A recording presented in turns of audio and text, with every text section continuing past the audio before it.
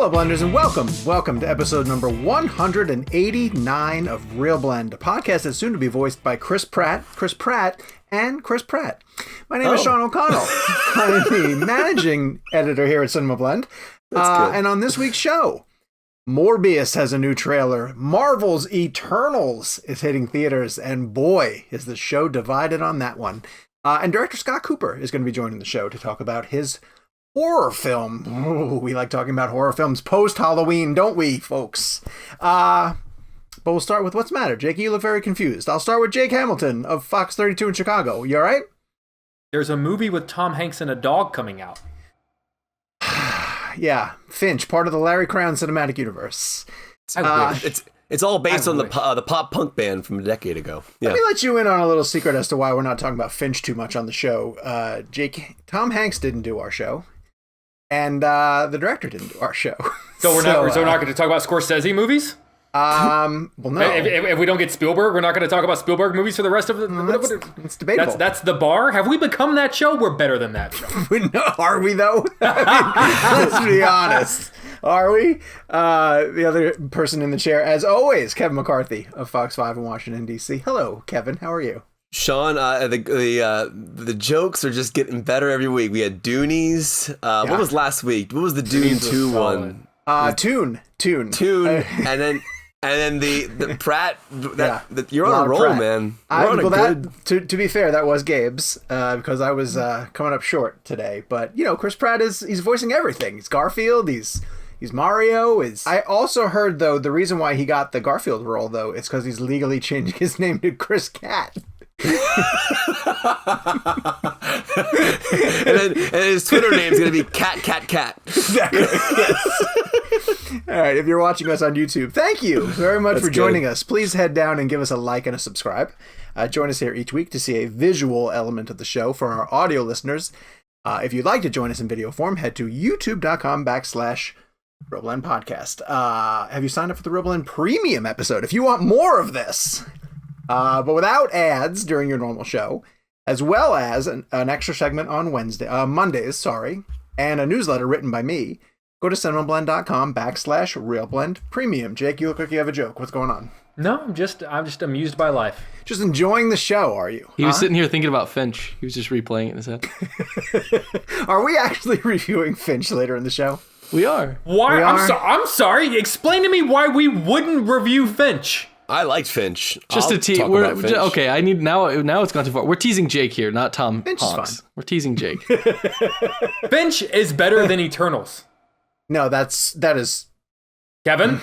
I actually agree with that. Hot damn! I actually agree with that. Absolutely ridiculous. Speaking of Eternals, all right. So our weekly poll this week is: will the Eternals Rotten Tomatoes? And Gabe, while I'm reading this, can you please look up the current Rotten Tomatoes score? Sure. Of Eternals, and I said, will Eternals Rotten Tomatoes score keep you from seeing it in theaters? Because this new film by Chloe Zhao, was teetering very close to rotten for a long period of time, and then it would dip rotten, and then it would come back to fresh. But I think it's currently the lowest rated on Rotten Tomatoes, for such as that is the lowest rated film on Rotten Tomatoes in the MCU. So, Jake, we asked the people if the low Rotten Tomatoes score will keep you from seeing it in theaters. We simply gave them yes or no. Do you think the people think that the Rotten Tomatoes score is going to scare them away? I would hope the people that listen to this show and follow the account would never let Rotten Tomatoes or anyone's review steer them away from seeing a film. I think if you want to see a film, you should see it, no matter what anyone tells you about it. So I would hope that a majority of people would say no. 79% of the people. Hot damn. Yeah, so that's my people. That's good to hear because you're right. We fully encourage everybody, even if we pan a movie on the show, to, if you're curious about it, go out and check it out for yourselves, and come back and, sooner or later, someday we're going to have to do a MCU ranking. No, there's no way that you guys, I know you guys don't like Eternals as much as I do, but you wouldn't say it's the worst MCU movie. Good God, no. Okay. No way. Absolutely not. To further your point, Sean, about if we disagree, between the four of us, it would run the gambit of someone likes a movie, someone else doesn't like a movie. We never like perfectly paired where Sean and I always like the same movies. Yeah. And Jake and Keri, it's always shuffling of, so you never know. Yeah, you never know. True. Oh, it's which I think is good. There's no way to be like, well, this person and this person liked it, therefore I wouldn't, because the four of us are always kind of interchangeable, and that sometimes you guys are wrong, and I'm always right. I will say, exactly. I will say that there were a number of people, Kevin, who said that they endured Hubie Halloween because they said that if we liked it, they must have thought it was good. And I have to let you guys know that I'm kind of like, I'm a little bit ironically loving Hubie Halloween. It's funny. I think it's funny. But, like, I'm not going to recommend Hubie Halloween to anybody. You tweeted about it. Well, Brendan and I watched it. We actually got through we got through an hour of it. But we started it at, like, 11 o'clock on Halloween night. And then at 12, I was like, why am I still watching Hubie Halloween? You're like, it's November 1st. We can't watch it. It's not Hubie November 1st. Brendan was dying, by the way. Dying. Yeah, because it's funny. It's ridiculous, yeah. And no one here has ever said Hubie Halloween is a great film. I enjoyed Hubie Halloween for what it was. I liked the Adam Sandler universe. I liked the characters. I thought Ray Liotta. I thought everyone had fun in that movie. I'm not saying it's a masterpiece. I'm not even saying it's close to that at all. We ironically, as you say, we joke about that film on the show, but I like it more than like Jake or Gabe does. For sure. And I think Sean, you do like it more than they do as well. I do too. Listen, even rewatching it on Halloween with Bren, like there were moments where I was like legitimately laughing. There's some really funny stuff in it. Is incredible in that movie. When she shows up in the boner donor shirt. I was going to say the costume designer deserves an Oscar. Doubled over. He doubled over because it just caught him off guard. And there's one point too where the lady from Modern Family, whose name I'm not going to remember, she is like kind of flirting with Hubie, and she pulls away in her car. And then that old woman who's from Billy Madison, the one who says, if peeing your pants is cool, then I'm Miles Davis. And she comes up and she walks into the scene and she says, I'm asexual, but that lady's got me horned. I've never seen Brendan laugh so hard. I almost fell off the couch. It's perfect for a 13-year-old. Perfect. It's. I mean, if I saw that when I was 12 or 13 with my friends, I like how you say it's perfect for a 13-year-old while Kevin is doubled over laughing at the mere reference. So is Sean, though. Yes, that's the thing, though. But but I also love immature humor. So it's all good. Of course. Yeah. This next movie is not necessarily for 13-year-olds. It is. I would have loved this movie when I was 13. Well, you're a little weird. It's a great little creature feature. Jake and I are on the same page. I'm with you, buddy. Very true. All right, this is Antlers, directed by Scott Cooper, and Scott Cooper was nice enough to join us on the show. So let's throw it right to our interview with the director of Antlers, and he talks about his filmography in general and working with Guillermo del Toro and his creature design, and the fact that he almost got to see Nightmare Alley. So we'll get into that story and more as part of our official ReelBlend interview with Scott Cooper. I want to start here because you have one of the most effective jump scares that I've seen in years. And I'm normally pretty immune to those. I can see them coming. Oh, good. I want to ask, when are they okay to use? And what's the secret to an effective one? Well, it's interesting because this is my first immersion into the supernatural and the horror genre in general. So I'm not as familiar with the rules, the conventions, the tropes. And when you make movies like I do in numerous genre, Western, gangster film, and now horror film, you generally take those rules and conventions, or at least I do, which may not work for some folks, and you toss them out and you say there are no rules. But I do know that folks like to be scared. And I do know that people do like jump scares. And I know that if you can set up a character in a situation in which it might be tense or it might be portentous with some dread, but if you can then surprise the audience in ways that they will then jump, which is precisely what you did. And in that particular scene, we have this sheriff's deputy who is investigating a sound that emanates from a shed. And as he approaches, he sees a young boy who's hiding.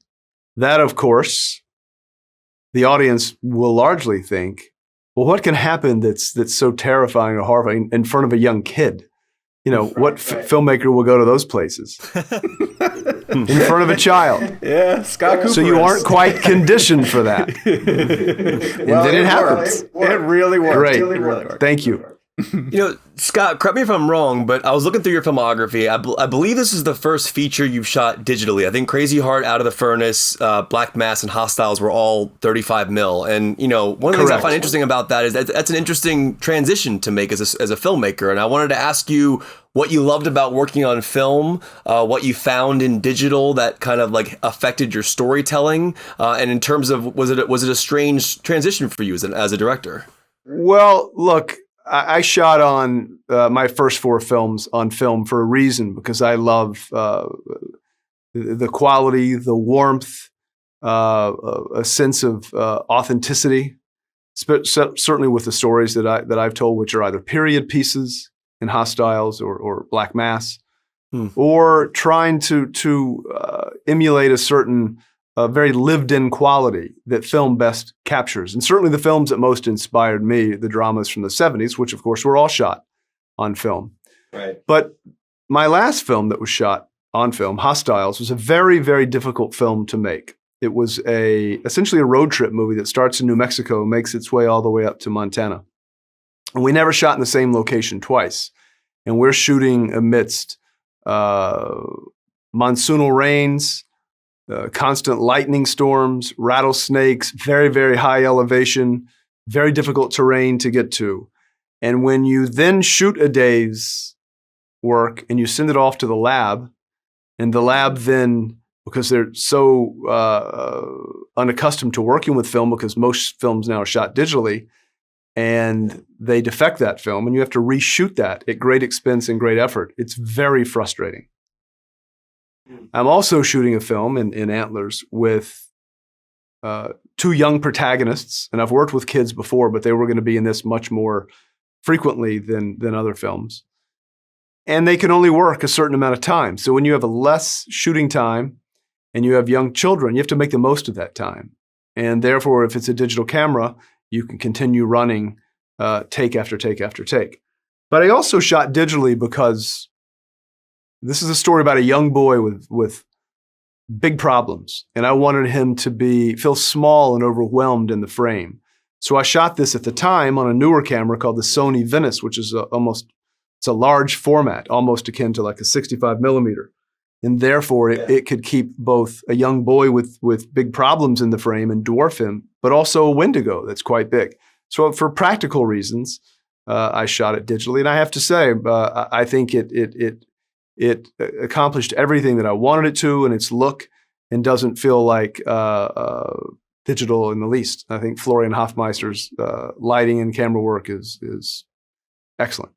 Yeah, I was just curious about the transition, because you shoot your first 4 one way and then you go a different way. Would you go back to film? Just so you don't mind me asking. Well, it's unfortunately so few people develop it, and it's a cumbersome process. As Guillermo del Toro, who produced this film, said to me, he said, "Scott, once you go to digital, you'll never go back to film." And I'm about to start shooting a movie in about 1 month, and I'm shooting it digitally. Cool.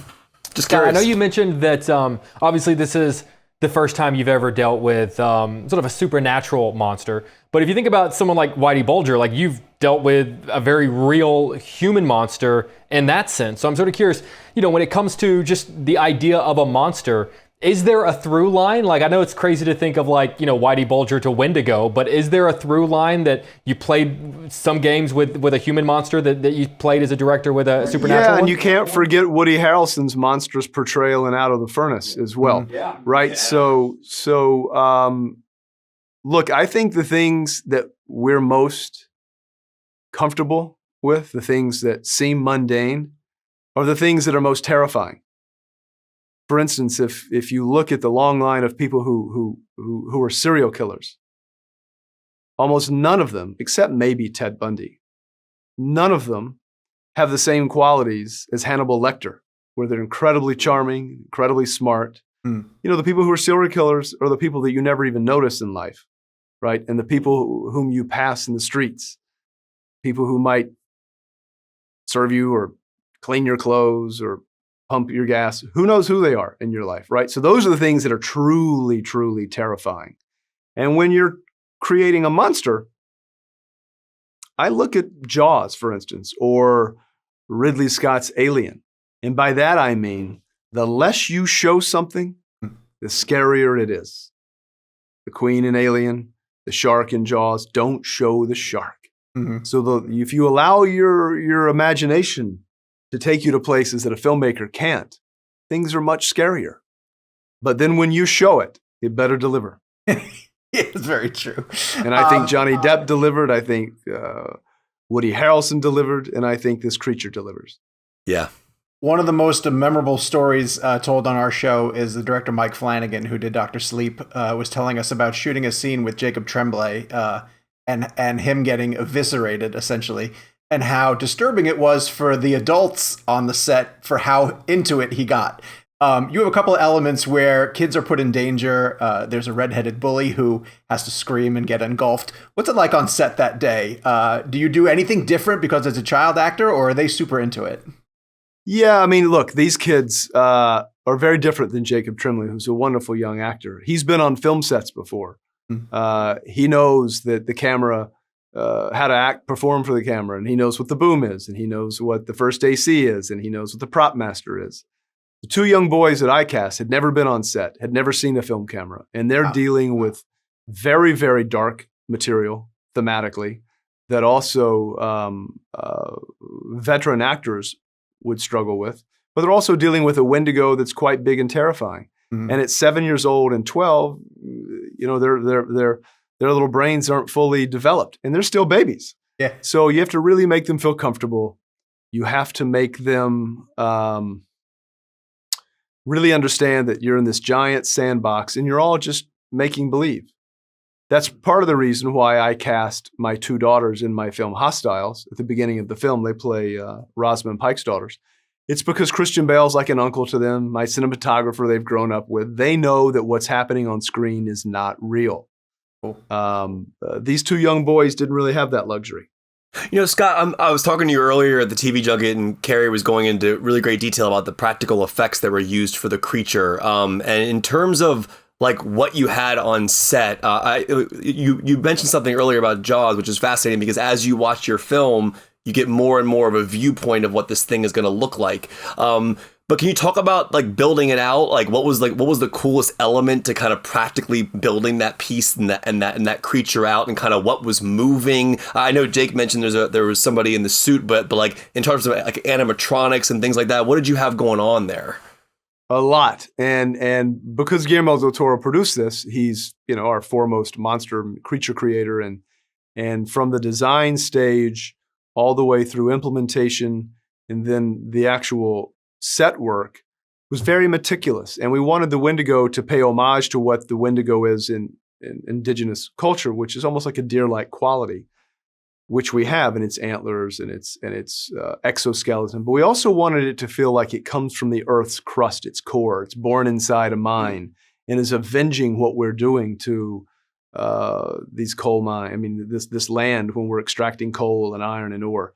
So it's largely practical, but the actor inside of it also had a difficult time because it's so big and cumbersome to affect some of the things that I needed it to. Yeah. So then we would augment it with visual effects, but largely what you see is practical and really elegantly and beautifully and terrifyingly designed. Beautifully terrifying is the exact word I would use for it. It was incredible. Scott, I wanted to actually talk about the actor who's in the suit. I would imagine like Dorian Kanji. Yes. He's not a guy that just gets in there and his job is to move around. I would argue like he's an actor just as much as any other actor is and is giving a performance. So I was wondering if you could just explain sort of how you talk to him about sort of the performance of this monster. Yeah, he's not just motioning. No, without question. And we've heard earlier in the film that the best time to kill a Wendigo is after it's eaten and it's at its weakest.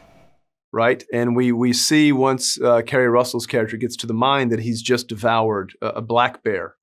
And by the way he moves kind of lethargically and slovenly, that she's at least going to have a fighting chance. Right. So Dorian, who's a remarkable actor, was playing all of that just inside the Wendigo, inside this big creature. So everything he did was with intent. Nothing is arbitrary, and it's like having another actor on set.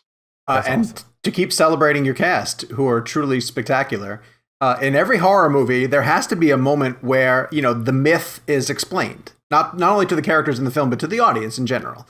And you are able to hand the Wendigo monologue over to Graham Greene, who is just a genius. So what is it like being able to give that material to him? Well, look, he's a remarkable actor. I'll say a couple of things about that. One is a white Anglo-Saxon Protestant telling an indigenous tale. You can't have Jesse Plemons or Keri Russell explain to people who are unfamiliar with the Wendigo what the Wendigo represents for indigenous cultures. Who better than Graham Greene? There were a couple of other scenes in the film that ultimately didn't make it, that in retrospect, I think probably would have supported some of these themes a little more strongly and that included Graham Greene. And perhaps one day we'll see those, but I'm thankful that he agreed to be in the film and that he is a really wonderful surrogate for everything that indigenous cultures represent. Scott, Florian's cinematography is astounding, to a point where I felt like I was reaching into the frame while the camera would push in or pull out. But there's something very unique about that, because when you're pushing a camera in, there's a balance there of not tipping off the audience that it's a camera. But at the same time, it's used as a narrative way for us to lean into the horror or lean into the scary moment. Can you speak about the fluidity of those movements and kind of like when you decide you really want to push in slowly on a moment or pull out slowly on a moment? Because those are very interesting narrative decisions that work so well. And very and we don't make those decisions lightly. My daughters with their iPhones, they can make films now, and so often people in film school or younger like to move the camera a lot. And I say to my daughters, the more you move it, the less it means. I said, if you look at the great film directors, not television directors, but the great film directors, Kubrick, Kurosawa, Friedkin, the way that they use the camera to tell the story is something you should really pay attention to. Because I didn't go to film school, I'd watch a lot of the masters tell stories with the sound off. So I could understand how to frame a scene, how to use the landscape as character, and how to move the camera to make it feel not only motivated, to make it feel something and to make it punctuate a scene. And if the camera is very still and Keri's in the frame and a door hinges open by itself, and then if all of a sudden I want to push in very slowly, we'll understand what she's feeling or what the audience should be feeling. And we just do that throughout the film so that you can punctuate dread or tension, character's inner monologue. But if you move your camera too much, it doesn't mean anything. At least that's just the way I look at it. Do they listen to you, or do they just go, "Oh, Dad, you don't know what you're talking about"? No. Well, yes, they do say that all the time, I have to say, for sure. But I made this film largely because invariably, anytime my girls would have a sleepover or they would have, we'd just be watching movies together in their rooms, it was always horror. And then when I show them the films that are my favorite films and happen to be horror films, The Exorcist or The Shining or Nicholas Roeg's Don't Look Now, they don't find them terrifying in the least. I was just explaining to the guys, sorry, Jake, that my 13-year-old is super into Carpenter's Halloween movies now. And this morning he comes down into the kitchen and he goes, Alexa, turn on Halloween Theme by John Carpenter. And I was like, I'm doing something right. I love that. If he can name drop John Carpenter, I'm doing something right. That's so great.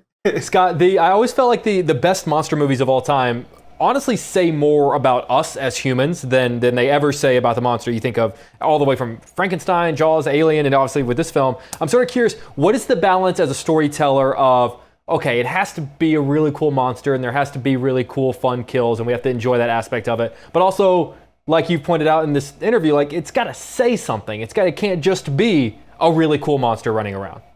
Yeah, that's a very delicate balance to strike. And really over the course of years, will I know if I've struck it successfully.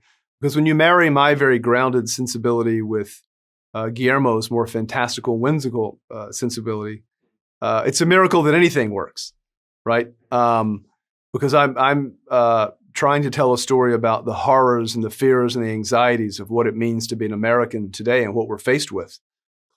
Climate crisis and addiction, abuse, shared grief, all of those sort of things. But at its heart, it's a monster movie.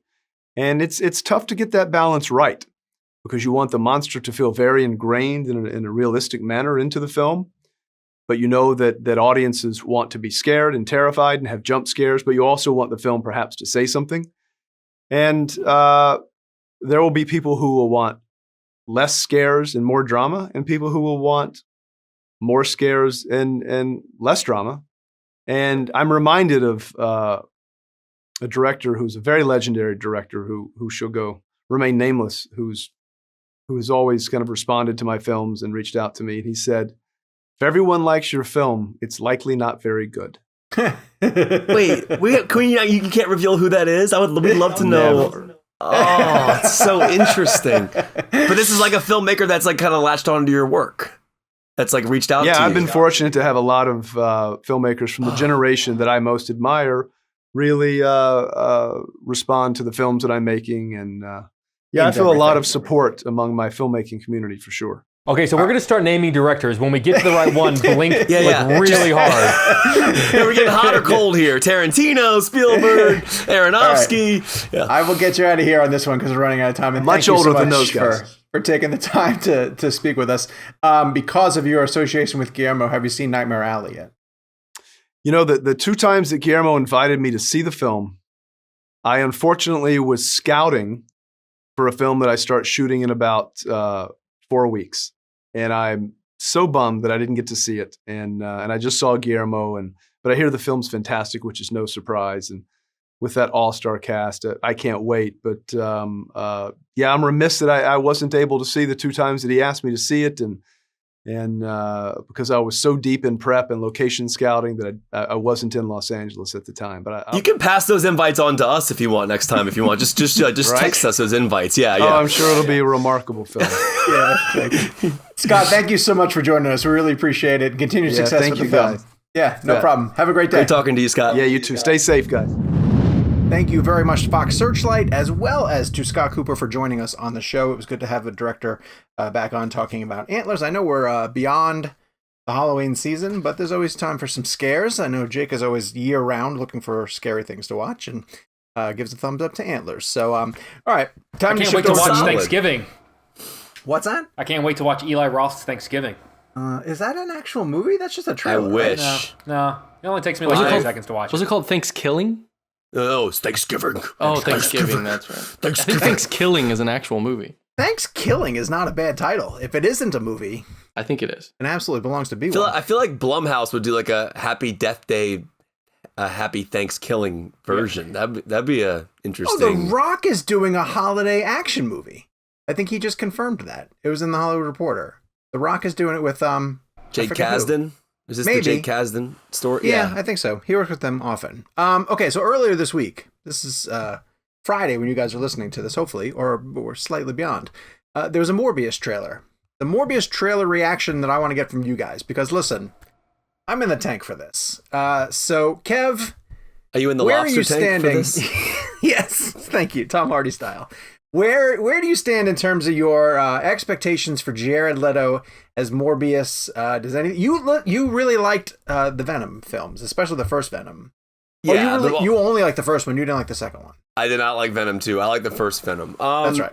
First of all, I gotta say, as somebody who works in this business, Yes. I am starting to get a little bit confused as to what's timelined and what verse, what world we're living in. Like, Michael Keaton shows up in this trailer. Yeah. So I'm just trying to understand, because theoretically, from what we so I guess this is not a spoiler at this point. Venom 2. Well, just give the warning. Just give the warning. All right. This is a Spoilers for spoiler Venom 2 if you haven't seen it. Spoiler for Venom 2. So Venom 2 basically connects Venom to the MCU, right? Yes, correct. Okay. So is Keaton in the Morbius trailer the same Keaton from Homecoming but he died? I'm confused. No, hold on. So Help me here. I will briefly try to catch up because Walk the Morbius trailer is extremely confusing for a lot of different reasons. Right. It has Oscorp building in it, and Oscorp is the Norman Osborn company that shows up in the Mark Webb versions of this. The Daily Bugle font is not the same Daily Bugle font as the Venom stuff, and it's also not the same Daily Bugle font as the Sam Raimi stuff. As Jared Leto is walking in front of a mural of Spider-Man, he's wearing the Sam Raimi costume, but it says murderer scrawled across it, and the murderer subplot is pulled from Tom Holland's because Tom Holland is being accused of murder in the Mysterio one. And then Jared Leto references Venom, and they talk about something that happened in San Francisco. So it seems like all of the universes are smashing together into this one movie, which is super confusing. So when Leto was making Morbius, they would have had to already know that the Venom 2 end credit scene was going to connect, right? Absolutely. And so who's Michael Keaton in Morbius? Well, we don't know yet. Because he's Batman in that movie. That makes sense. Yes. So we're gonna bring in DC here, like Eternal style. Okay. So here's the thing. What happened at the end of Venom was a weird thing that brought Venom over into the world, right? Right. It's possible that whatever that thing is going to get explained in No Way Home, and could also involve the Morbius character, which would then pull the Michael Keaton character out of. But see, you got to remember that, like Homecoming, where Michael Keaton showed up. Didn't he die in Homecoming? No, he went to jail. He went to jail. Oh, that's right. Right. Okay. He survives on the beach after they take the plane down, and then he ends up in jail at the end of it. That's right. Even though that's an MCU movie, it's a Sony movie. Like, it takes place in the MCU, but Sony owns it. So Sony owns Michael Keaton and owns that character. Not owns Michael Keaton, but like owns that version of the character. Let me ask you guys this. So here's the thing. Here's the weirdest thing for me is this. Like, all these things are very confusing. I mean, I don't know. I can't remember a moment in cinema history where two studios were sharing a character like this, like Spider-Man. Never happened before.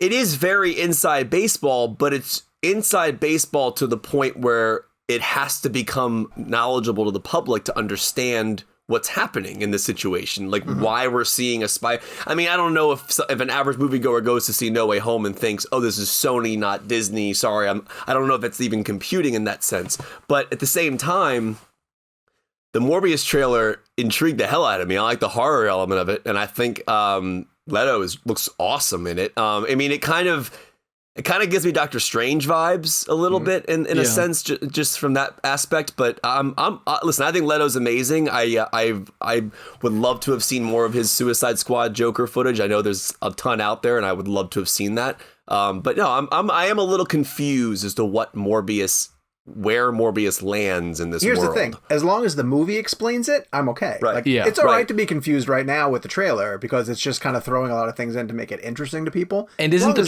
isn't the trailer kind of in a weird place where, because it doesn't really exactly say what happens at the end of Venom 2. Yeah. And so it's kind of in a weird place where it needs to not spoil what happens at the end of Venom 2, but still be a trailer for this movie that is very much going to reference Venom 2. And so, like you mentioned, like the logos are different. Like, that's something that they could just swap for the trailer, change these logos out to try to make it not stand out. In a normal world, Morbius would have come out before Venom 2. Morbius was but the Venom thing could have been added because it was coming out first. Absolutely. Yes. Oh wow. It was very much separate from the rest of the movie. Jake, intrigued?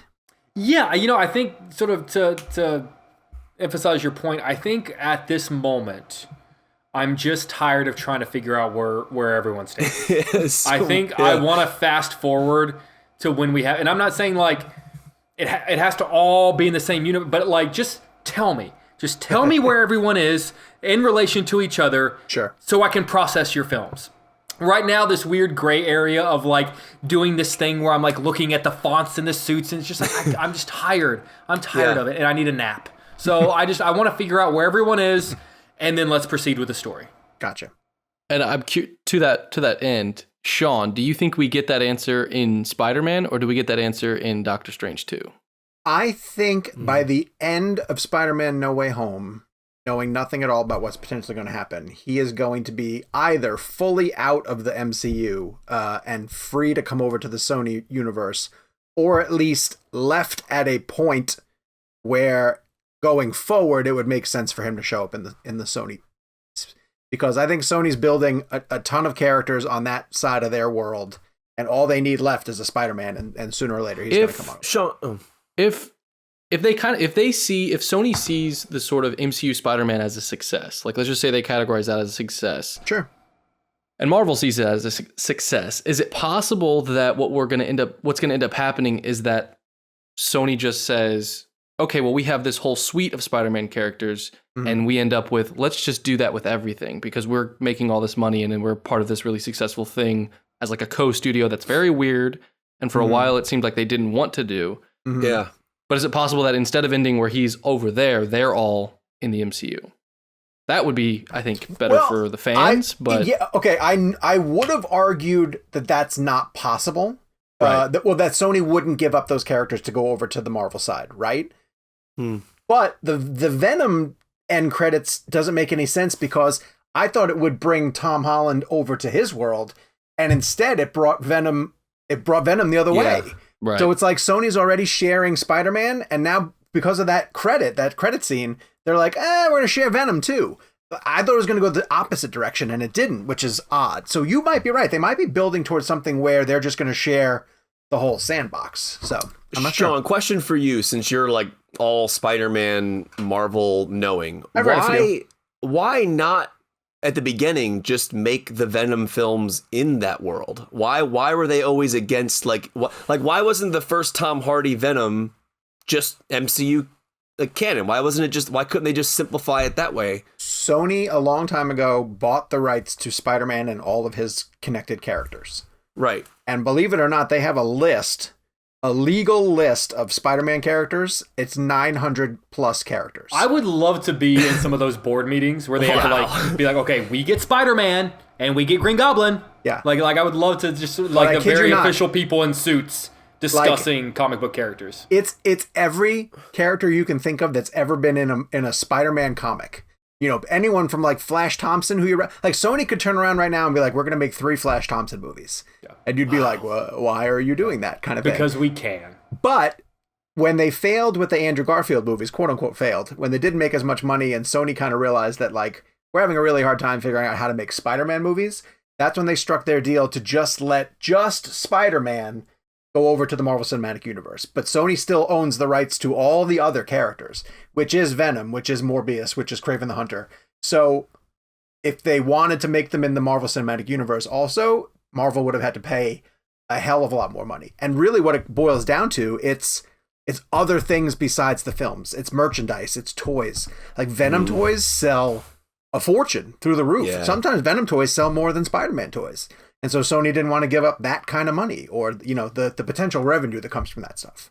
Prior to the end credits of Venom 2, last question. If that end credit scene didn't exist and we didn't know that information, Morbius and Venom, those movies, those worlds are in the same world. Yes, correct. Okay, all right. So those worlds are existing, but now because of the end of Venom 2, we now assume that Morbius can also enter potentially or be a part. Unless they say here's another rumor that I've heard, and then I promise I'll move on after this.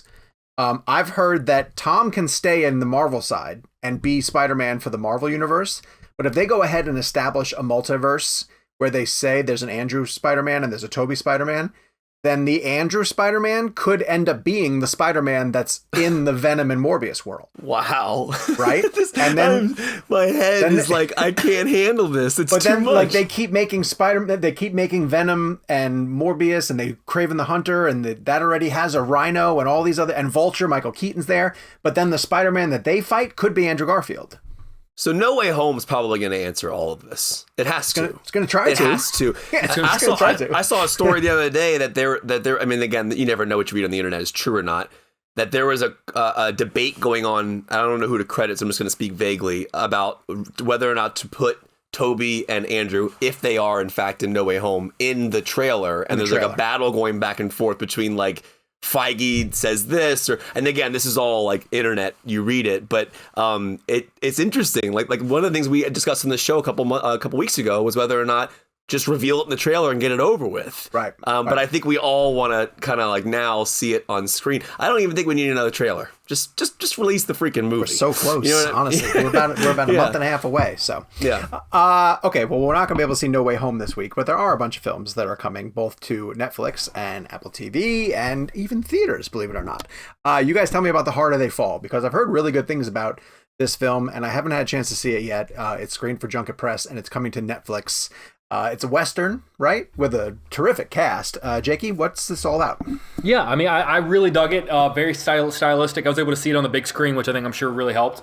Not in terms of subject matter or even in quality, but Kevin, the comparison I keep making to people who ask me about it is like, if you liked Django, and at least the style of how that film was done, a lot of very stylistic violence, a lot of slow motion, cool kind of badass characters, a lot of modern music. I thought it was very well done. The cast is incredible. The plot is fairly old school Western-esque kind of plot. But a lot of the, what's really cool is, and that's getting a lot of the attention is the representation. Like, these are characters who have not really been represented. It's a mostly all black cast. The cast is Idris Elba, Regina King, Zazie Beetz, and Jonathan Majors, right? Yeah, correct. Those are the four. And also Lakeith Stanfield, who's fantastic. Oh, wow. Goodness. Delroy Lindo, who's fantastic. It keeps going. It's got a really great cast. It represents an entire faction of people who existed at that time, but over the last 70 years worth of Westerns, haven't seen their time on the screen. And it's not like, Hamilton, where they're recasting people who are white and with roles by actors of people of color. These are real historic people who existed, and their stories have just never been told. I really dug it. I really enjoyed it. Again, I saw it on the big screen. It's going to be a different experience for anyone who sees it at home. Kevin, you saw it via screener? Yeah, I saw it via screener, and I thought it was awesome. And to Jake's point, one of the cool things about this film is that the characters are based upon real life people that I wasn't familiar with. So, and again, the movie is doing it in its own way. Yeah, what does that say? There's a title card off the. I'm sorry to interrupt. What's that title card off the top? Like these people existed. This story didn't, or something like that. Yeah. Something like that. Like it's almost like Spencer in the beginning, where it's like where, and again, I'm not comparing the films, but it says like a fable based on true tragedy or something like that. Like and I mean that just in the sense of like, yes, they're like dealing with real things, but they're playing with it in a fictionalized environment. But one of the things I loved about this film, like even interviewing Zazie Beetz about this, was learning about the people that they're playing.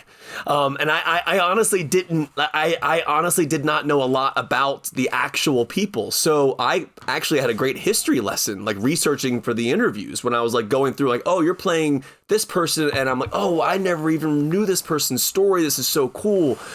So one of the things I love about cinema, and while this film is taking place in a highly stylized environment, I found myself learning about history that I never would have known about or heard about prior to watching this film. It's shot incredibly well. Soundtrack is amazing. Jay-Z is a producer on the film, so the soundtrack is just, and Idris is a musician as well. So there's a really, really great vibe to the film in the sense of like it just feels like exciting and electric. Idris is great. Jonathan Majors is great. I'm a big Jonathan Majors fan now. I love him. I mean, his performance in Da 5 Bloods, like I'll never get over. And Sean, I know you agree that landmine scene with him and Delroy, terrific, which is just one of the most intense scenes I've seen in a film in a long time. And then he ended up being great in Lovecraft Country, and then clearly he was phenomenal in Loki, right? And so, Did you try to get him to talk about it? I tried to get him to talk Kang the Conqueror, and he shut it down. Like that's the most I've been shut down in a while. Really? No, but one thing I found interesting about it though is, so Jonathan Majors was in Lovecraft Country with Michael K. Williams. Michael K. Williams played the character that Jonathan Majors is playing in an earlier film or years ago.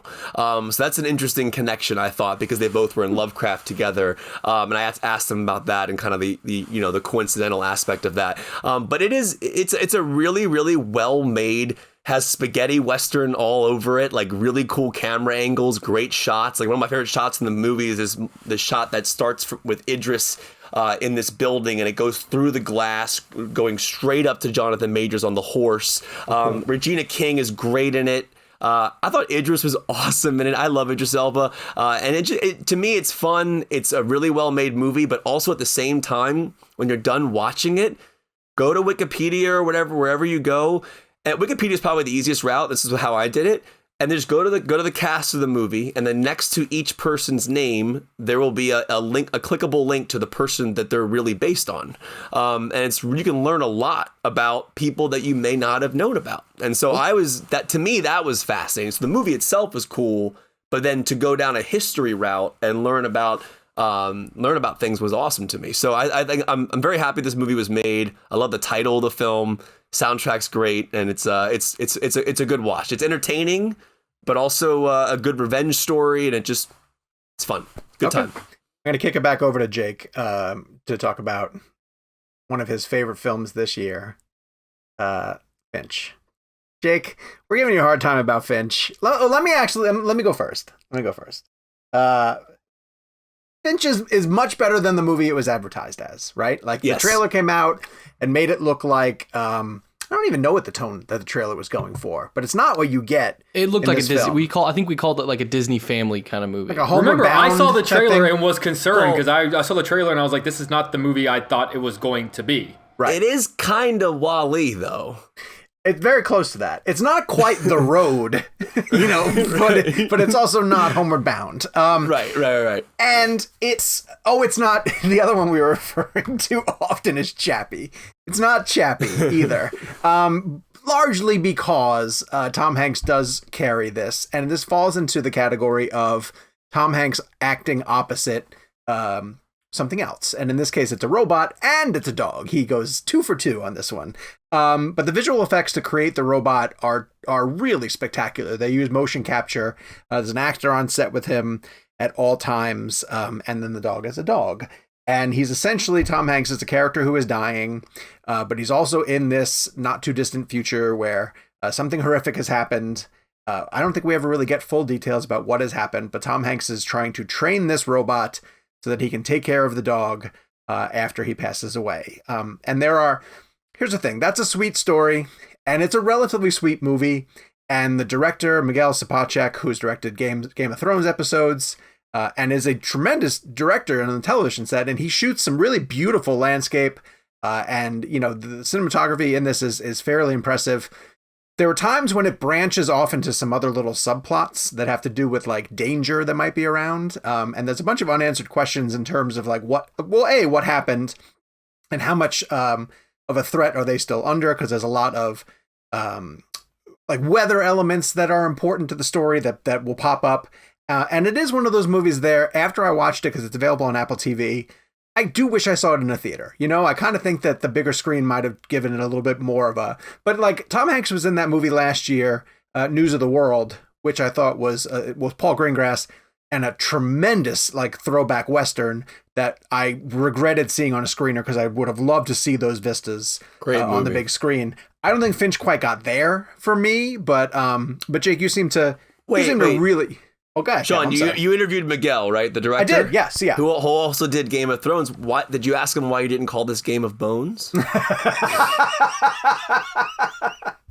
Just curious. I mean, I'm not joking. I just don't know why you didn't ask that question. I did not ask him that, Kev. I'm sorry. I was running out of time. Go ahead, Jake. Yeah, go ahead. Wait, because there's a dog in it?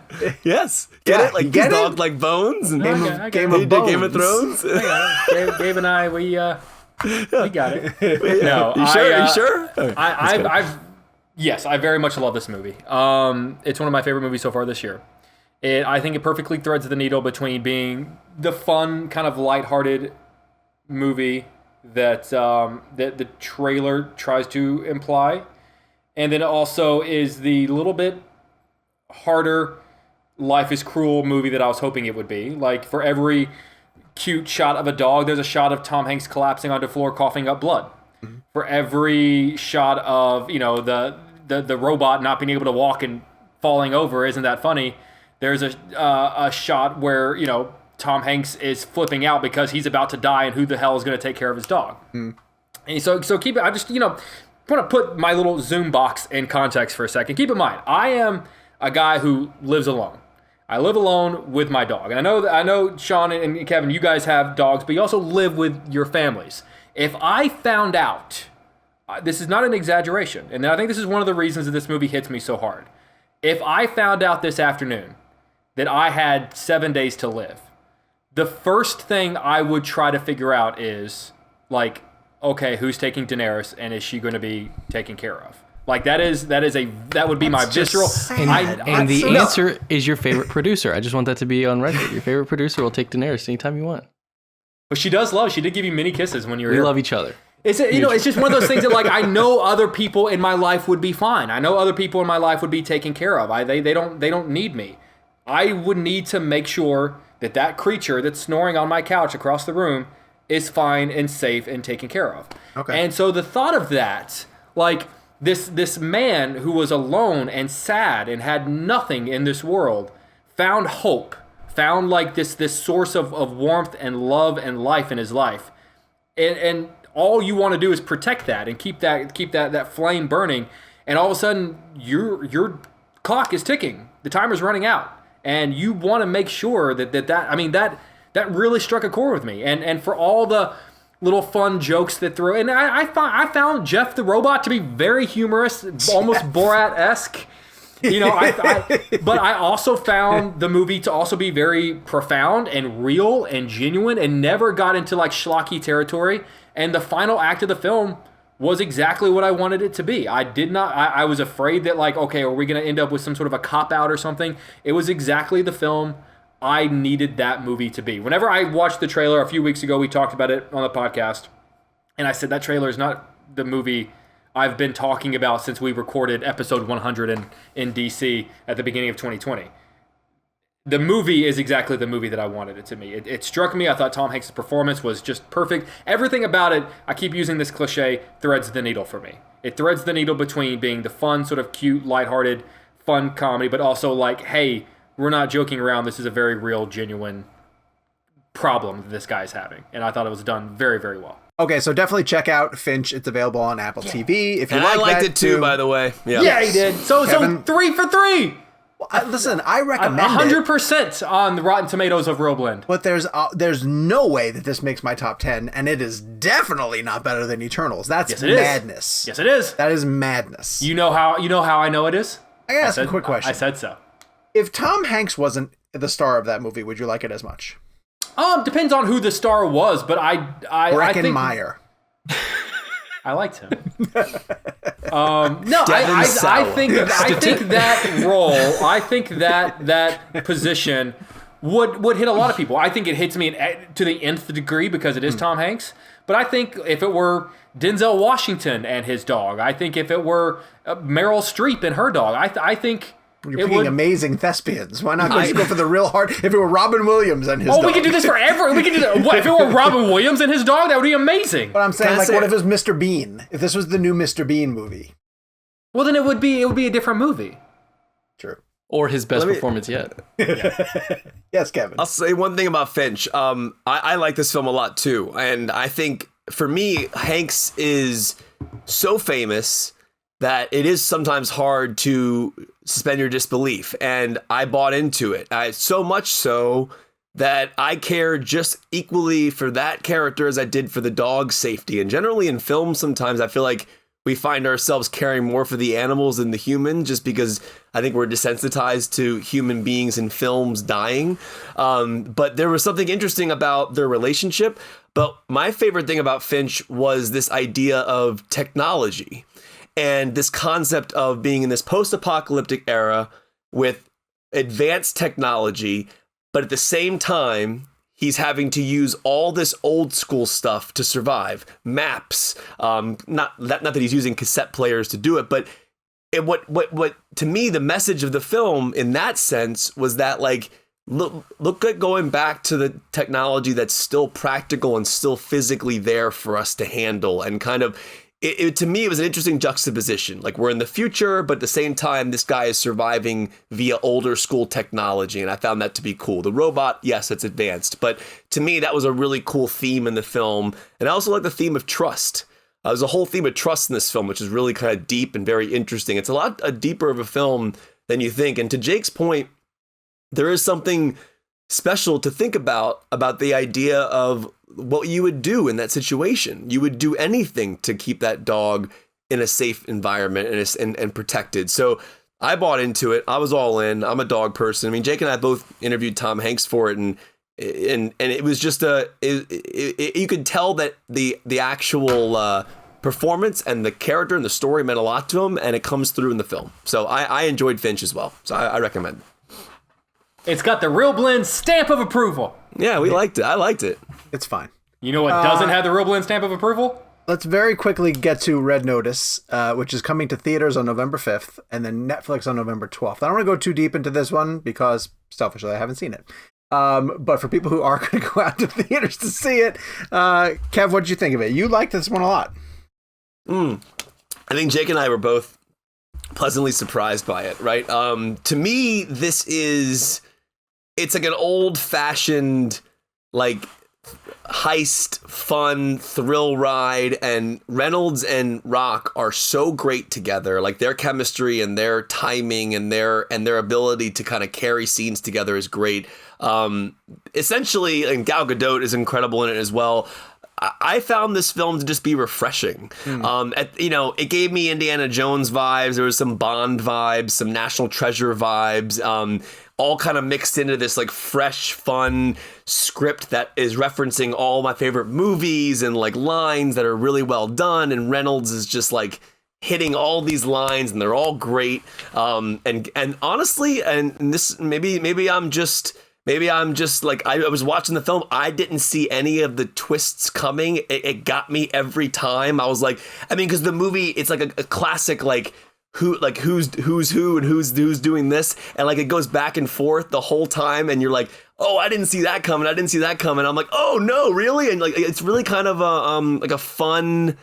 I don't know, Jake. I don't know if you agree. I just found myself kind of like on the like in it. I was immersed. I'm like, oh wait, you just double crossed that person. Yeah, what are you doing? It's almost really cool. as if they mapped out what they knew our expectations were going to be, and then went, which is to me what the trailer implies, and then went, okay, at this point they expect us to turn left. We're going to turn right. At this point, they expect us to turn right. We're going to turn around. At this point, they knew what we thought every step of the way, and then do something else. And also just the chemistry between Dwayne Johnson and Ryan Reynolds. Each of them do their own respective thing. Neither of them are really breaking the molds of who they are in terms of their characters. But those are two puzzle pieces that I didn't expect to snap together as well as they do. Everything, I mean, it's visually beautiful. The story is a lot of fun. And you know what?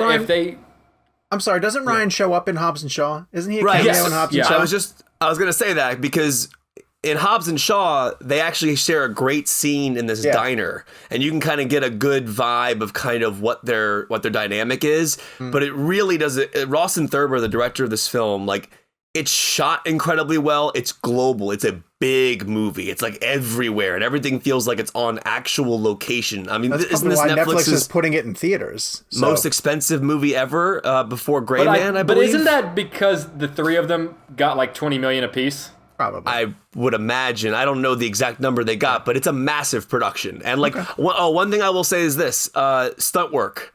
I found this really interesting. They do a really seamless job of making the actors look like they're actually pulling off the stunts, and like it's shot so well that it feels real. And one of the things I wanted to ask the cast about is just this idea of like you're working with your stunt double and kind of emotionally getting that connection. But they do a really, really, really good job of kind of making it look like Reynolds and Rock are really doing it. It's not a lot of green screen. It feels big. It's a big movie, huge movie. All right. Yeah, it's fun. Well, so it's in theaters starting on November 5th. I think it's going to do very well on Netflix. I think it could get be a chance to very popular.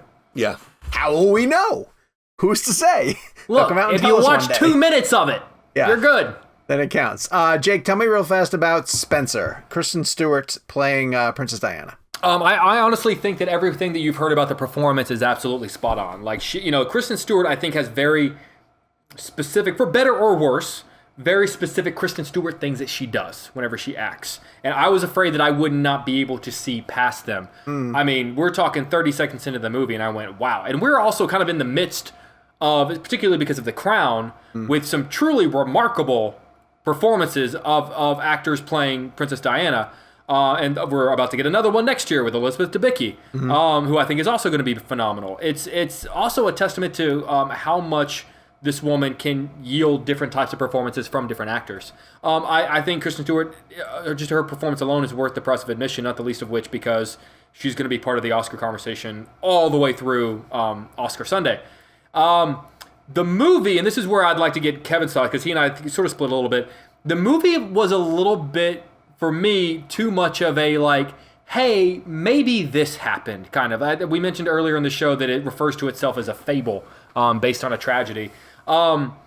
It follows Princess Diana over like a 3-day holiday week, like Christmas weekend, when she's brought back together with a family, and just by nature of the intimacy and the private nature of the royal family, we don't know if, I mean, it's very likely that none of the stuff that's featured in Spencer ever actually happened aside from them getting together for Christmas.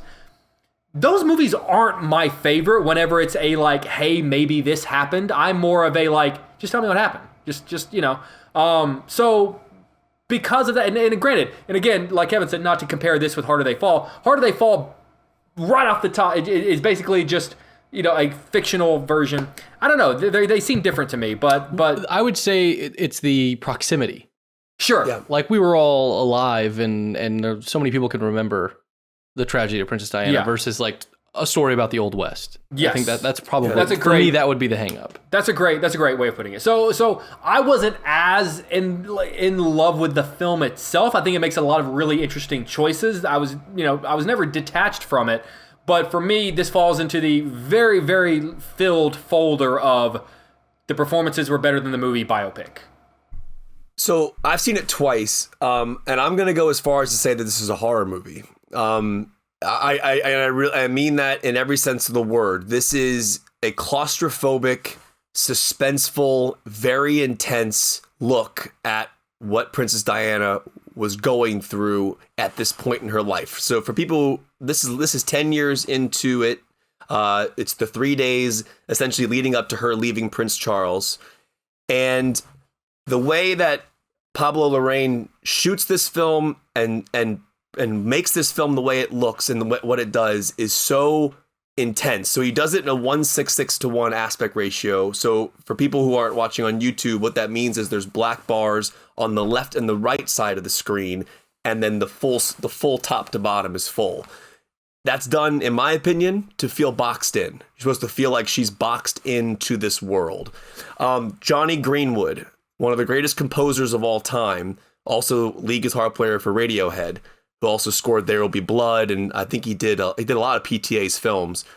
The score is so unnerving and so intense. Like I genuinely felt like I was watching a horror film. And I mean that in the best way possible, because while the events in this movie may not have happened exactly how the events are going on in the film, as it says, it's a fable based on true tragedy, I got a very immersive and visceral sense of understanding the stress that Diana was going through at that time.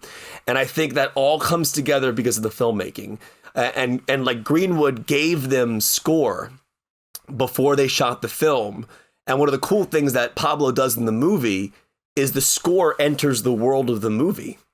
So you'll have moments where score is happening for us, and then that music will be in the world that the characters can hear as well, and then come back out. And it's a very, very immersive experience. And I found that to be really interesting. Also shot on 16 millimeter, 35 millimeter. There were moments where I felt like I was watching a documentary. Someone took a camera into this environment and shot this, because there are so many scenes where I felt like I was looking at Princess Diana. Like there are shots, like there's moments at times where, yeah, you can tell it's Kristen Stewart, but it's these faraway shots or the ones where she's walking from behind, or the voice, or the way she is with the kids. It's a really, really sweet film from the perspective of what she's doing with the children, her William and Harry, and kind of like that relationship where she can be herself. But then when she's around the family, it's really scary. And I don't know, Jake, I don't know if you agree with me, but I found it to be rather terrifying. And I think it's pretty wild.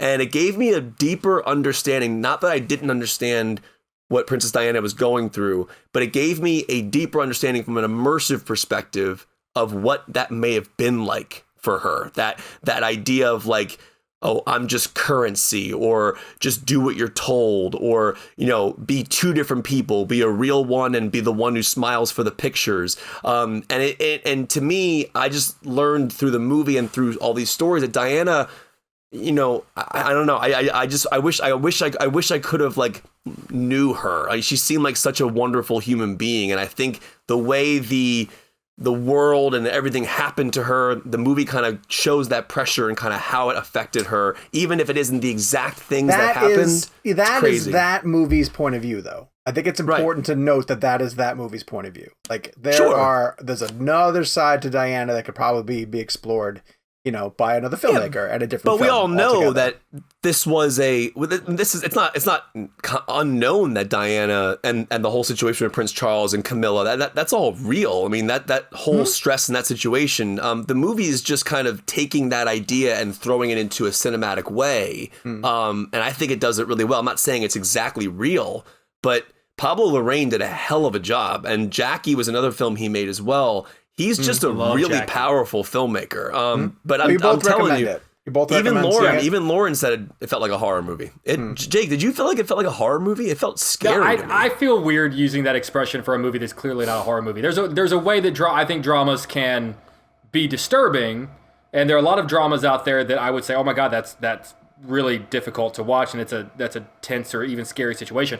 I would not go as far as saying it's a horror movie. I feel like that's bending the definition of what a horror movie is. Well, I'm not saying it's like a Friday the 13th movie. It just felt like a horror film to me. It felt scary. I was very scared. I think there's a difference between a drama feels scary and it's a horror movie.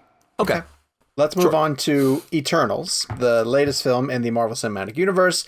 We are going to do this in two different sections, a spoiler-free version, and we will very clearly tell you when we get to the spoiler version. So I'm going to go first, and I'm going to just tell you guys... How come you're going first? Because I will lead with a positive, and then you guys can poo-poo all over it. And then we'll get into spoilers and get into specifics on... Wait, Sean, I'm kind of in the middle. I didn't hate it. So okay, good. Yeah. I like that part. I thought Eternals was fantastic. I literally thought it was fantastic. It is top. It's hard to put anything top 5 because I think that like the 5 best Marvel movies to me are going to be hard to replace. It's absolutely top 10 without question. And one of the things I found most remarkable about it. Hold on a second. Yeah. Say that one more time. It's top 10 Marvel for me, without a doubt. Top 10 MCU out of 25 films. Correct. Yes, it is in the top 10. I gave this movie 4.5 stars out of 5. Eternals? Yeah, Eternals. Yes, the movie that's coming out in theaters right now. You're sure it's No Way Home, right? That I'm going to say about it. It felt like the next Chloe Zhao movie as opposed to the next MCU movie. Like, I don't think that it lost her voice at all. I thought she was able to shoot it the way she wanted to. It doesn't look like any other MCU movie. As much as I enjoyed Shang-Chi, I thought Shang-Chi was a lot of fun. It's an MCU movie. Like, that fits into the blueprint of Shang-Chi. Fits into the blueprint of an MCU movie. It hits all the beats. I think Eternals was outside of the box and a total breath of fresh air in terms of the way that Marvel tells its stories. I loved the characters. I thought all the characters were so different than anything that we've seen in the Marvel Cinematic Universe up to this point. They have a deep historical background, which is a lot to sort of absorb over the course of one movie. And a lot of exposition. It's heavy exposition, without a doubt. But when action hits, I thought the action was done on such a massive scale and done in a way that utilized the powers of these really interesting characters that don't really resemble what they are painted as in the comics. And that's good, because the comics to me were really dated. They're 60s and 70s kind of trippy comics, and they needed an update. I thought the cast from top to bottom was spectacular. I think everyone in their roles is they're all relatively perfect with huge stands out for Gemma Chan and Angelina Jolie, who was terrific. Salma Hayek, I thought she was going to be better. She had a tough role because, well, we'll get into this in spoilers. I guess we'll talk about in spoilers. She had a tough role. I liked Richard Madden more than I've ever liked Richard Madden before in anything else. I tend to think he's a bit of a stiff, and I liked him as Icarus a lot. I liked Kit Harington and what he's going to bring to it. I loved Brian Tyree Henry. Like, I just thought everybody in the cast was fantastic. And it just went places that I have not seen a Marvel movie go before. And, I really do feel in Phase 4 that Marvel has said to themselves, we've built up this cachet of credibility with fans, and now we're just going to start swinging for the fences. And I thought WandaVision, whether you guys think it landed, stuck the landing or not, we had a story built around Wanda and Vision that was a 6-part spoof of every genre of television that we grew up on. Like, who else does that? With Loki, you had a movie where they took the idea of time and variance and broke apart and had incredible performances and warped that world. And on the film side, yeah, Black Widow's a safe sort of prequel movie. That's fine. I'm going to write that off as saying, they sort of answered to the idea that Black Widow fans, or they thought Scarlett deserved a solo movie. But setting it up as a prequel was a little bit shortchanged her. I think she deserved a movie before we got to this point. But Shang-Chi was very, very exciting. Simu Liu is a huge star. And Eternals is a huge left turn that I think is really, really fascinating in terms of the cosmic side of where they can go. Seeing the Celestials brought to life on screen for the first time was like, I can't believe that we live in a world where there's an Eternals movie that's coming to theaters. And I was just hugely, hugely entertained by it. So Kev, you're a little closer than I am. Why don't you weigh in? Yeah, and a cool side note, Chloe Zhao shot actually, I think I want to say it's 6 or 7 minutes of the film in 1:4:3 IMAX. I think it's the Celestial stuff. So that's if you live near a city where you can see a 1:4:3 IMAX, there's only like 12 in the country. I went and saw Dune in 1:4:3, and it was the most incredible thing one of the most incredible things I've ever seen in my entire life. But Chloe in our interview talked about like going to Denis and watching Dune in 1:4:3 and going, oh, I want to do that with my stuff. So apparently the Celestial stuff apparently is going to blow up to the IMAX. She wanted to Dune that? Is that what she said? Yeah. And then she also loves Interstellar, which is awesome. Should we just change his name to Dooney? Dooney. Yeah, I like that. All right, so Eternals. I like this film, but I have issues with it. I am middle of the road, 3.5 out of 5. Shang-Chi was, we're talking about the last Marvel film, was unbelievably fun and awesome. And by the way, Simu Liu is hosting SNL on November 20th. They just announced that, which is really cool for him. Good for him. Cool. That's awesome. So this film, to me, the first half drags entirely way too much. And it's edited in such a way where I found myself confused as to where I was in timelines and in the world. But that being said, there's a great story here. I like the introduction of building the team back together. Some of the highlights for me, I thought, is it Barry Keoghan? Is that how you pronounce his last name? So, yes. Who played George in Dunkirk.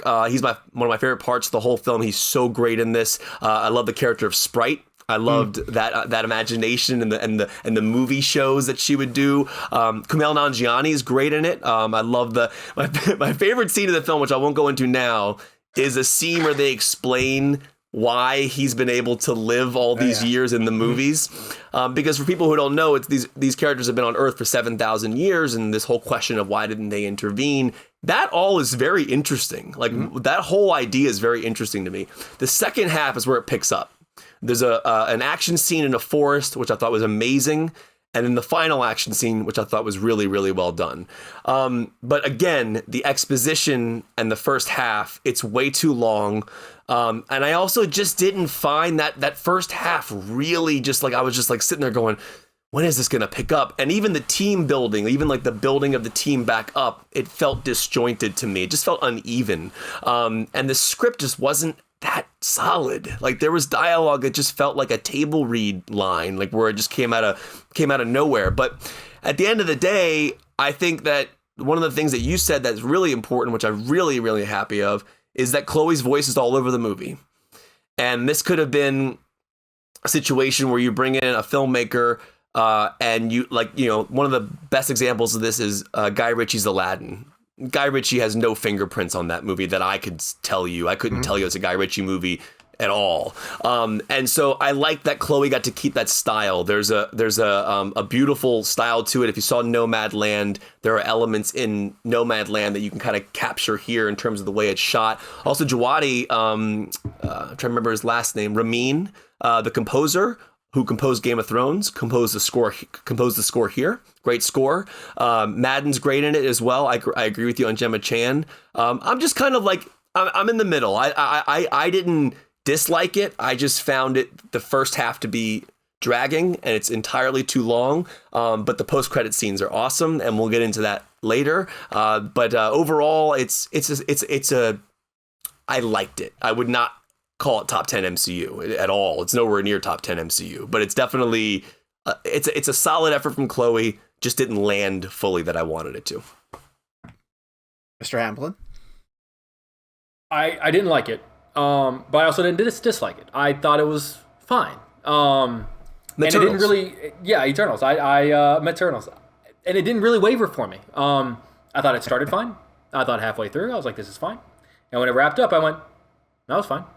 The storyline felt very kind of like, this is the gang breaks up, got to get the gang back together. Now the gang's back together. Now we got to, it's kind of, almost, like every sort of team movie that we've ever seen before. I thought all of the characters, they're all unique and they're all very sort of have their own thing. And that's fantastic that you're able to develop all these great characters. Really couldn't care less about seeing any of them again. I don't really care about their place within the MCU or care about how they're going to interact with anyone. Like, I don't care how Sprite is going to meet Thor. Like, that doesn't intrigue me. Like, that, I'm not excited about that. I thought a lot of the action sequences, they were just so. And look, I get this is the MCU, and I'm not blind to what the MCU is. But they were just so CGI heavy that it just was just like, it just took me out. It's just like, we're swinging around a bunch of like, I didn't think the monsters like they looked all that particularly cool, and in fact they looked like they still had a few renders left to go in the CGI. Yeah, the deviants didn't. Yeah, I agree with you. They were look great. Little, I didn't love, but that's not even maybe so much a knock on the CGIs. It was I just didn't like the design of them. The design of them didn't look good. I at no point did I ever think, man, I don't like this movie. It never crossed a barrier down here, but it never crossed a barrier up there. At no point was there a moment where I was like, wow, I am blown away by that. I am sold on that. It was a lot of movie. It felt like a lot of movie. I understood why it had to be that long, because that's a lot of stuff you got to put back in there. I'll never watch it again. It was I'm not going to knock it. But I aside from a lot of people asking me about it, I haven't thought twice about it since I walked out of the theater. Wow, when I was in the studio today, one of my anchors said to me, why don't I know who the Eternals are? I said, well, okay, rewind back years ago. Did you know who the Guardians of the Galaxy were? And they were like, no, I didn't know who they were before the movie. So it's an interesting thing. Shang-Chi. I didn't know anything about Shang-Chi before I saw it, and I loved it. But yeah, I'm in between Jake and Sean. I definitely do not love as much as Sean does. I'm more towards the middle ground. But Gabe, you saw it. Why don't you just give a quick minute thought on it? Yeah, I'd love to hear what you thought. Yeah, I'm much closer to Sean. I think I'm closest to Sean in that. I don't know. I put it top 10. I don't really think of things that way necessarily, but I really enjoyed it. I see the criticisms. It was one of those movies where I go, okay, like there's a lot of exposition, and maybe I've become desensitized to it, where before I'd be super upset. I don't know. Maybe I'd be upset about that once upon a time.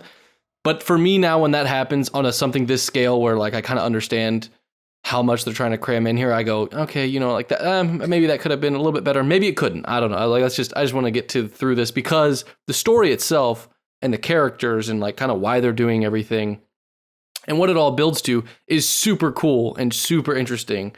And you said that the first half really was dragging for you. I did not feel that way at all. To me, it felt pretty well paced through the whole thing, because of the way that they were going in and out of their past versus their present.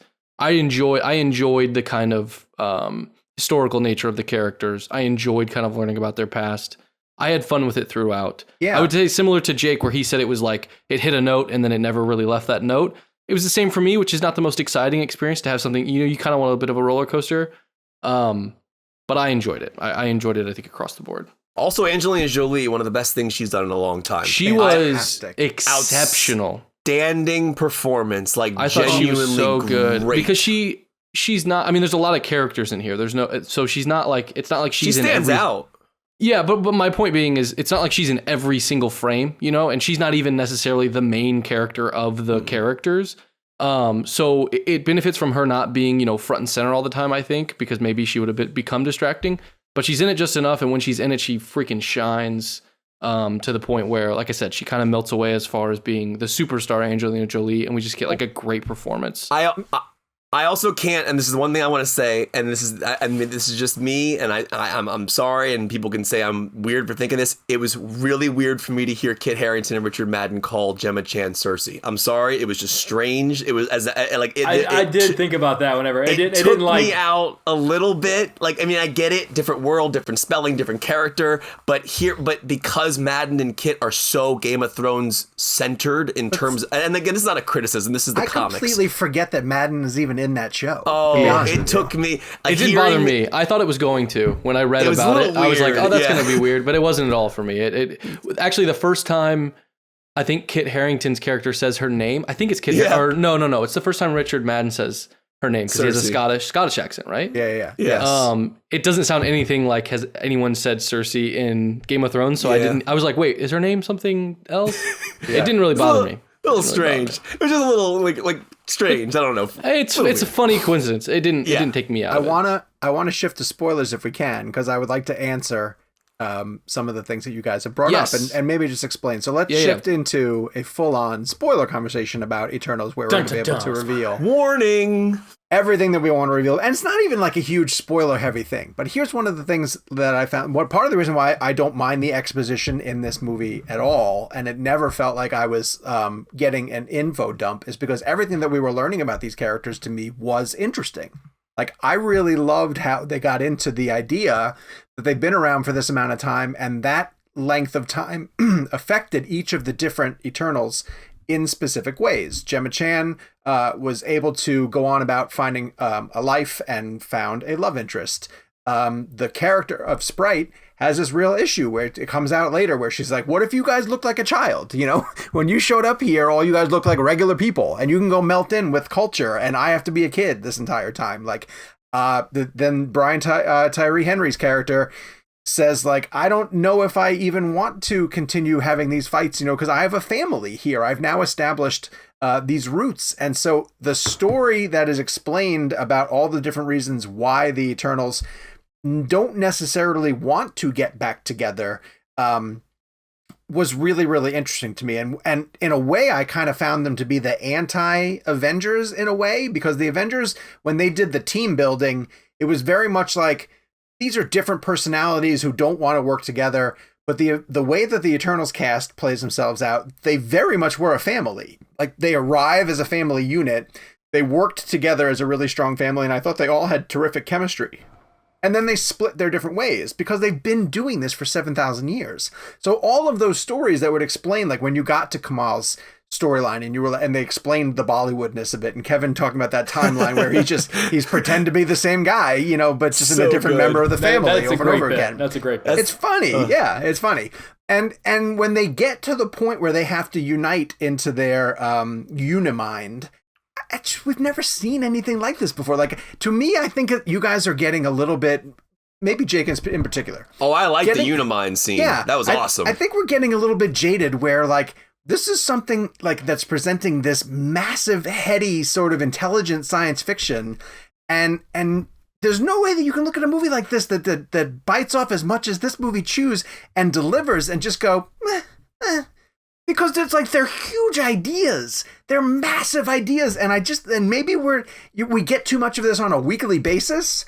That when a filmmaker like Chloe Zhao, who films a beautiful, beautiful film and talks about all these different things, like there's the idea that they were there to protect the Earth, and their only task, as given to them by the Celestials, was to defend them against deviants. And now, for the most part, they've put the deviants away. But they learn now we're in spoilers, so we can talk about the fact that they've learned that the whole point is that there's a Celestial buried inside the Earth, and the Celestial is going to be born and the Earth's going to be destroyed. So do the Eternals just do their programming and let the Celestial be born, or do they fight for the Earth? And all of the reasons that the Eternals gave for why they wanted to fight for the Earth, I thought was incredibly, incredibly moving, and done in a way that these actors really, really sold. And I really have a hard time believing that you watched this and you were just like, eh. Like, it's crazy to me. It's crazy. I want to jump in because we have, to peek behind the curtain, we have a hashtag If It Happens coming up very soon. We do. And we have quite a bit of show to go through. So rather than get everyone's full spoiler opinions about certain plot points, I want us to just skip ahead and specifically let's just talk about implications within the MCU and Marvel with the end credit scenes and kind of where it leaves stuff, because I don't think we have time to get into. There's only one direction it can go. All right, let's start with style. Well played. Let's start with, I guess, that end credit scene. Harry Styles is in the MCU. I guess that's the implication. Which kind of fits exactly in with how I feel about the whole movie, which is, all right. Okay, but that's a little bit like, if you go back and look at all of the old MCU end credit scenes, all of them were just like, I don't know who that is yet, but I guess we're going to find out. No, but I think because it's Styles, this feels stunty. This feels like the first MCU casting. But he was good. Stunty. He was good in Dunkirk? He's a good actor. No, he was good in those because scenes. he was good in Dunkirk? He was good in those scenes. I'm a fan of his from just a musical standpoint. Like, okay, have you seen his music videos? What does that have to do with acting? No, he is a good actor. He was good in good Dunkirk. actor. Yeah, he was He's good in also Dunkirk. really good. And he was good in this scene. Yeah, Look, that's what I'm not I was saying. He was guy, good in the scene. But I'm just saying, and I'm not saying he's not capable of doing it. Why do you hate I'm Harry just saying Styles? it feels stunty. It feels like. I think he doesn't like Harry Styles because he might have better hair than Jake. Harry Styles has way better hair than He definitely has. I've seen that hair in person. Do we know who that character is and kind of what might happen, or is that literally just supposed to be fun? They're gonna find some Sean other. would know. As someone who's read the comics, I know very little about that character. Yeah, I don't okay. read a lot of the cosmic side of the MCU. I don't necessarily read a ton, but he's presented as Thanos' brother. But the one thing I thought was that they were setting him up as to potentially be like someone who would seek vengeance for Thanos' death, and it turns out that, like, from what I've read after the fact, he's much more of an ally of the Eternals moving forward. But he's two characters. He would be an issue. Well, the other guy's Pip the Troll, and he's just a sidebar. No, Styles is also Star Fox, right? It's the same name for the same character. Yeah. Okay, but that version of the character is CG. Like it's a different look to the character, right? From what I understand. Oh, interesting. It might be. I'm not sure. I could be wrong. I just want to say real fast. Harry Styles is. You guys can crush me for this. I think he's one of the greatest artists working today. I'm telling you, his solo albums, are amazing. All right. His music videos are amazing, and I think he's a great actor, and I thought that was a great choice to bring him in. It didn't feel stunty to me at all. I think he was great in the scene. He was fine in that scene. It was a quick scene, but he was fine in the scene. The post-credit scene, I couldn't make out the name, but so in that, Kit Harington opens up a box. There's a sword, which maybe we know what the sword is. Sean, do we know what that's? It's supposed to be Excalibur. That is supposed to be Excalibur. Even though Athena had Excalibur at some point in the movie. So maybe they give him Excalibur. So that's Excalibur, and Black someone Knight. he teases that he has some sort of heritage. So who is this character now that we know? Kevin said it. He becomes the Black Knight eventually. Like, when he picks up that sword, he's going to morph into this character called the Black Knight. And the voice that's speaking off camera is likely his uncle, who is the original Black Knight, who's probably going to be the one who will fill in. Do we know what backstory. actor played that? Sounded Tom familiar Hanks. to me. As Finch. I don't know. No, they didn't necessarily say who it was. So Okay. But Patton Oswalt's playing the animated character next to him, Pip right? the Troll. Yes, Well, I'm really glad that's the other scene. that they didn't. That it wasn't like Patton Oswalt. They as changed himself. the voice. Yeah. Yeah. Okay. So those are the end credit scenes, and then before we move on, I do want to ask you guys, or Sean in particular, is sorry, what's the name of the actual celestial that they're talking to the whole time? Ashen? Not Ashen. Her Arishem. Mm-hmm. Is Well this done. movie setting up Arishem as a larger MCU big bad? Is he going to stay, or is it going to stay specific to the Eternals? No, but what I think it's going to build towards is the presence of more Celestials, because if you remember Ego the Living Planet that Kurt Russell played, he was a Celestial also. Right. So there's a presence of these Celestials that are out there. And what it could build towards, I don't know what they're going to do with Guardians 3. They're bringing in Adam Warlock, but there could be more Celestials that are villains in that sense. And when they get to the Fantastic Four, if they want to go Galactus's route, like he's a threat on the level of the Celestials. He's that size, right? Is he a Celestial? Is Galactus a Celestial? I don't know if Galactus but he's that is a size, right? Celestial. Every time I see him depicted, he's like 100%. His head is the size of devourer Earth. of planets. He also goes around and just devours planets and sucks their energy. Yeah. So if they're heading in that direction, and the films that could be cosmic are the Miss Marvel or the Marvels, Captain Marvel, Guardians 3, Fantastic Four, I imagine is going to be, and then I'm assuming they'll do another thing with the Eternals. The other thing too is that the technology, the way that the Eternals used their tech and influenced the creation of weapons and objects. If you remember at the end of Shang-Chi, the rings themselves are sending out a beacon, and the rings to me looked like they could have been tech that the Eternals created or influenced. So it's possible that the beacon that is being sent out by the rings, because remember the rings made Shang-Chi's father relatively eternal, and they were iffy about the backstory on that too, like where they came from. So they could be something that was created by the Eternal. Huh. And I like this a lot. And Jake is checked out. That's the thing. I'm excited for No Way Home, though. You either love it and you're immersed in it by this point, or you're, every other one might. No, but you can't say at this point, because I have been up to this point. So it's. You didn't love Endgame, though. From Endgame on, you've been off the wagon. The stage that Marvel is in right now, they're in a rebuild. If you're a sports fan, they're in a rebuild. Yeah. They sold the team. Yeah. And they're in the process of hiring young prospects and building them up so that they can win a championship later. That's the calling Kevin Feige Billy Bean? Billy Bean's never won a World Series. I was going to say. So it's not going to be as exciting, is my point. It's a build-up. They're in the process of setting the stage. Why are they putting Shang-Chi out there, Gabe? Because he gets on base. He gets on base. All right, let's get through our blend game. Because we have a hashtag if it happens. And we really have to prepare for it. Yeah, we got to move. All right, Idris Elba blend. I can't not pick Pacific Rim. Pacific Rim is one of my... Did anybody else pick Pacific Rim? No. Pacific Rim is, and personally, selfishly, it's one of PJ's favorite films. So when he was a kid, he watched it all the time. And so it's just embedded in my brain. And the fact that Idris plays a guy named Stacker Pentecost is... You can't beat that. Like, I'm sorry. It's terrific. And he has some of the best lines in it. It's way over the top and cheesy. But with Guillermo del Toro in charge of the first one, it knows exactly what it is. It's robots versus creatures and just constantly fighting against each other. But it takes the right attitude towards that type of thing. It doesn't go overly serious like the Warner Brothers Monsterverse is doing. And Idris... it's not a lot of range. He's just up here the whole time. But that is one of the most fun movies that I think he's been involved with. So that was absolutely my choice. Kev, where'd you go? I mean, canceling the apocalypse is one of the best lines. Exactly. It's it's such a good line. And he delivers it perfectly. It's a lot better than Tonight Evil Dies. It's a lot better than that. Yeah, it is a lot better. But that line's made all the better by having everyone say it every 30 seconds for 2 hours. Anthony Michael Hall only says that in the movie the entire time. Even Michael's like, Jesus Christ. And it doesn't even die. It lives till the end.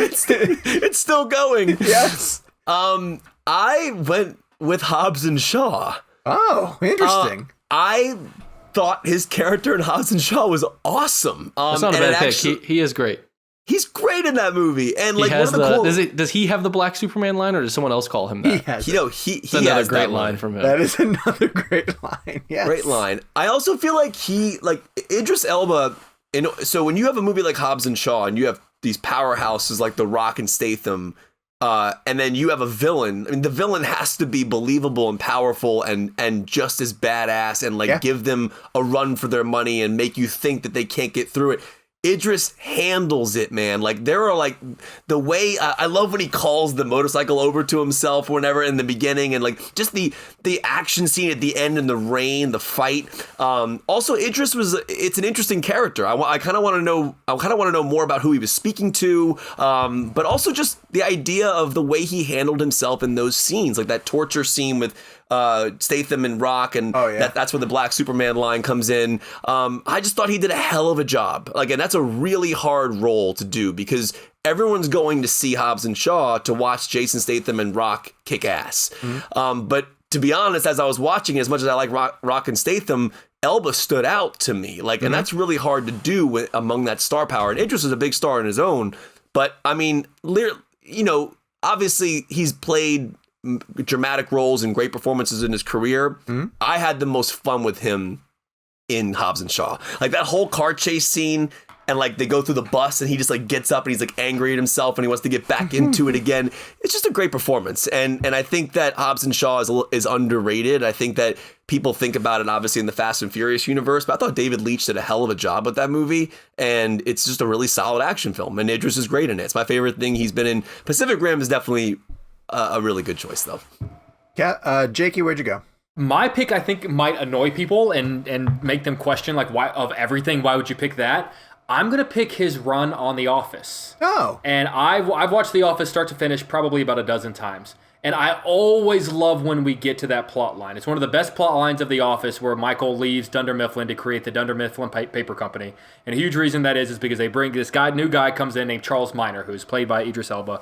And I always describe him as like, it would be like, imagine someone who can't stand The Office, who does not find The Office to be funny, does not get why everyone else loves it, becomes the boss at The Office. The way he plays that part, he doesn't understand Michael. He doesn't find Jim charming. Pam's like little quirks he doesn't find cute. He just doesn't get it. He doesn't want to be, but he's the boss and he's going to do it. And I love the way he interacts with each of the individual. It's one of my favorite stretches on one of my favorite shows, and I think it's because he plays it so well, so dry. He's absolutely incredible. And at that point in the show, we're talking like maybe season 6 or 7, where like it was kind of starting to show like, some chinks in the armor. He brought this, for if only for like 6 episodes, this great breath of fresh life into the show. Is he before Robert California? Yes, Robert California was brought in briefly before Michael left, and then he's the main Michael replacement. I do not like. Robert. No, that was not good. He didn't belong on that show. I'm curious as to who that guy is in a different world, but he didn't belong on The Office. Right. Idris is funny, by the way. He can be funny. He's very funny in the dryness of The Office. But again, the best way I can describe it is someone who hates The Office becomes the boss at The Office. That is really funny. All right, audience picks: lots of love for The Wire, Pacific Rim, The Office, and even Cats. Now, I don't believe that that's true. I believe that you just included that. Was he Rum Tum Tugger? He was. I don't know if that's who he was, but he was in Cats, and someone picked Cats. That's awful. Is next that week, your pick? Hashtag. Next week, hashtag Hans Zimmer Blend. So let us know your pick via email at ReelBlend@ZimmerBlend.com, or you can use the hashtag Hans Zimmer Blend. So our next premium episode, which will be dropping on Monday, is a new game that we're going to try that Gabe has suggested to us called the Box Office Game. And I look forward to losing to Jake in that. Again, I don't want to play any more games. I kind of want to I want to walk away. You can get access to the premium episodes by going to cinemablend.com/ReelBlend Premium. Follow us on social media all week long at Jake's Takes, at Kevin McCarthy TV, at Sean_O'Connell, at Gabe Kovach, and at ReelBlend is the Twitter handle for the show. We will talk to you guys next week, and until then, War of the Worlds. That's a good one. The Terminal.